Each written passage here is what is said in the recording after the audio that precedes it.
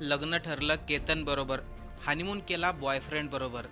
पुण्यामध्ये राहणारा 24 वर्षीय केतन अग्रवाल याचा लोहगडावरून खाली पडून मृत्यू झाला अशा बातम्या आल्या होत्या. नंतर हे सिद्ध झालं हा अपघात नव्हता. त्याच्या होणाऱ्या पत्नीने त्याला लोहगडावरून खाली ढकललं होतं. त्यावेळेस केतनची होणारी पत्नीच त्याच्याबरोबर नव्हती, तर तिचा बॉयफ्रेंड देखील तिच्याबरोबर होता. पण आता याच सिया गोयलबद्दल आणखीन काही धक्कादायक माहिती समोर आली आहे. ती माहिती ऐकून आपला अक्षरशः थरकाप उडेल. अशा प्रकारची मुलगी या जगामध्ये असू शकते का, हा सर्वांना प्रश्न पडेल. स्वतः केतनच्या वडिलांनी ही माहिती दिली आहे. नेमकं त्यांनी आपल्या मुलाबद्दल आणि होणारी त्यांची सून, जी आता सध्या आरोपी आहे सिया गोयल, हिच्याबद्दल काय माहिती सांगितली, चला सविस्तर आपण या व्हिडिओमधून जाणून घेऊ. त्या अगोदर चॅनलवरती नवीन असेल तर सबस्क्राईब नक्की करा. केतन अग्रवाल पुण्यामध्ये राहणारा 24 वर्षीय तरुण. हा उच्च शिक्षित होता, वडिलांचा मोठा व्यवसाय होता आणि केतन हा त्यांच्या कुटुंबाचा आधार मानला जात होता. केतनच्या वडिलांनी सांगितलं केतन हा अमेरिकेमध्ये शिकला. शिक्षण पूर्ण झाल्यानंतर त्यांनी नोकरी न करता वडिलांचा व्यवसाय पुढे नेण्याचं ठरवलं. त्यामुळे तो वडिलांच्या व्यवसायात सहभागी देखील झाला. केतनच्या वडिलांनी सांगितलं मुलाने खूप मोठे स्वप्न पाहिले होते. त्याचं लग्नही ठरलं होतं. सर्वजण आनंदात होते. फेब्रुवारी 2026 मध्ये केतनचा साखरपुडा सिया गोयल या मुलीशी झाला. विशेष म्हणजे पुण्यामध्ये राहणारं गोयल कुटुंब आणि अग्रवाल कुटुंब हे गेल्या 35 वर्षापासून एकमेकांना ओळखत होतं. त्यामुळे केतनच्या वडिलांना मुलीच्या कुटुंबाबद्दल फारशी चौकशी करण्याची गरज पडली नाही. दोन्ही कुटुंबाच्या होकारानंतरच सिया गोयल आणि केतन अग्रवाल या दोघांचं लग्न ठरलं होतं. आता इथून पुढे सर्वांनी लक्ष देऊन ऐका, कारण की केतनच्या वडिलांनी काही धक्कादायक खुलासे केलेत. केतनच्या वडिलांनी सांगितलं केतन आणि सियाचा साखरपुडा झाल्यानंतर काही अशा घटना घडल्या, त्यामध्ये त्यांना अनेक वेळा संशय देखील आला. कुटुंबाच्या म्हणण्यानुसार साखरपुडा झाल्यानंतर सिया केतनला वारंवार लोहगडावरती फिरण्यासाठी जाण्याचा आग्रह धरत होती. 31 मे 2026ला हे दोघं लोहगडावरती फिरण्यासाठी देखील गेले होते. त्यानंतर पुन्हा एकदा 5 जूनला त्यांनी लोहगडावरती फिरण्याचा आग्रह धरला. पण 5 जूनला लोहगडावरती जाण्याचा त्यांचा प्लॅन अचानक कॅन्सल झाला. त्याच्या दुसऱ्याच दिवशी केतन आणि सियाने बालीला फिरण्याचं आयोजन केलं. स्वतः केतन, केतनची बहीण सिया गोयल आणि तिचा भाऊ हे चौघजण 6 जूनला बालीला जाण्यासाठी निघाले होते. केतनच्या वडिलांच्या म्हणण्यानुसार बालीला जाण्या अगोदर सर्वांनी आपले क्रेडिट कार्ड, ATM कार्ड, जे काही होते कागद वगैरे, ते सर्व एका पाऊचमध्ये ठेवले होते. पण जेव्हा सर्व लोक एअरपोर्टवरती गेले तेव्हा त्यामध्ये केतनचा पासपोर्ट मिसिंग होता. त्याचा त्यामध्ये पासपोर्टच नव्हता. पासपोर्ट नसल्यामुळे बालीची ट्रिप रद्द करण्यात आली आणि पुन्हा सर्वजण घरी परतले.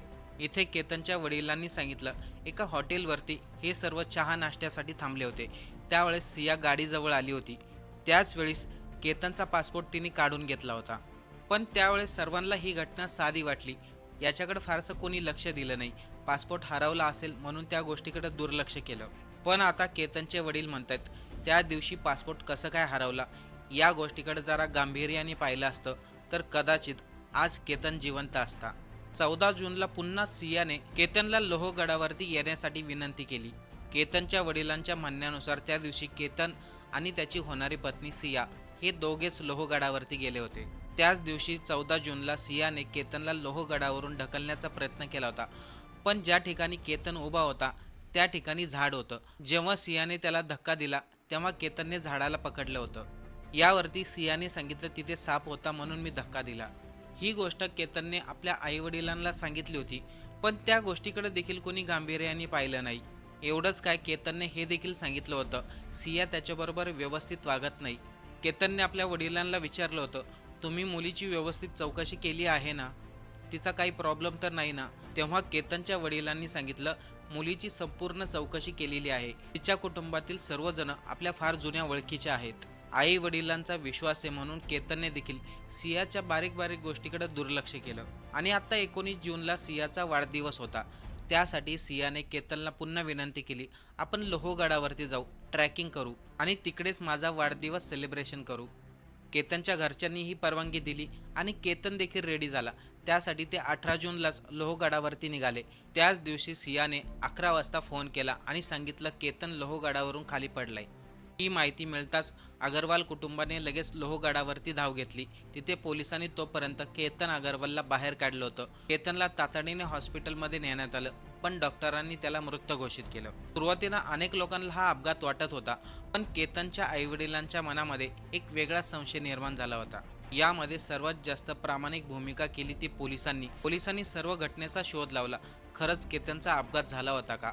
त्यांनी CCTV तपासले, मोबाईल रेकॉर्ड चेक केले, CDR काढला आणि त्यावरून स्पष्ट झालं केतनचा अपघात नव्हता, तर केतनला जाणून बुजून मारलं होतं, म्हणजे त्याची हत्या केली होती.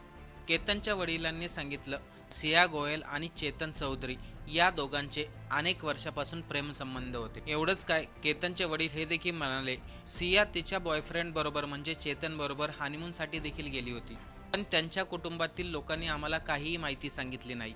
सियाच्या घरातील लोकांना कदाचित तिच्या अफेअरबद्दल माहिती असू शकते किंवा नसू शकते. इकडे केतनची आई देखील म्हणाली, आम्ही सियाला आमच्या मुलीसारखं समजत होतो. आमच्या घरी ती अनेक वेळा राहिली. त्या दरम्यान आम्ही तिच्या आवडीनिवडी जाणून घेतल्या. त्यावेळेस सियाच्या बोलण्यामधून कुठेही असं काही वाटलं नाही तिला केतन आवडत नाही, केतनबरोबर लग्न करायचं नाही म्हणून. येथे केतनच्या आईवडिलांनी स्पष्ट सांगितलं, जर सियाला केतन अग्रवालबरोबर लग्नच करायचं नव्हतं, तिने स्पष्ट नकार द्यायचा होता ना. तिचा अगोदरच दुसऱ्याबरोबर अफेअर चालू असताना आमच्या मुलाला मारण्याचा प्लॅनिंग का केला? आमच्या मुलाने तिचं काय वाईट केलं होतं? आमच्या मुलाचं काही लव्ह मॅरेज नव्हतं. आम्ही आमच्या मुलाला जी मुलगी दाखवली त्यासाठी लग्नाला त्याने होकार दिला. जर सियाने नकार दिला असता लग्नाला, तर आम्ही त्याच्यासाठी दुसरी मुलगी पाहिली असती. पण सियाने अगोदर लग्नाला होकार दिला आणि हे लग्न मोडणार नाही हे समजल्यानंतर तिने आणि तिच्या बॉयफ्रेंडने केतनला मारण्याचा प्लॅन केला. केतनचे वडील म्हणतात, सियाने आम्हाला पूर्णपणे फसवलं आहे. आमच्या मुलाचा जीव घेतला आहे. तिला लवकरात लवकर शिक्षा भेटायला हवी. त्यासाठी त्यांनी मुख्यमंत्री फडणवीस यांच्याकडे देखील मागणी केली आहे. आता विचार करा, अशी मुलगी जी लग्नाच्या अगोदरच बॉयफ्रेंडबरोबर हनीमूनला जाते आणि दुसरीकडे लग्नाला होकार देते. असं प्रकरण कदाचित कधीही घडलं नसेल. जो 24 वर्षाचा केतन नव्या संसाराची स्वप्न पाहत होता, होणारी पत्नी सियाबरोबर आपलं पूर्ण जीवन घालवण्याचं स्वप्न पाहत होता. पण त्याला काय माहिती, ज्या पत्नीवरती, ज्या मुलीवरती त्याने विश्वास ठेवला, त्याच सियाने केतनचा घात केला.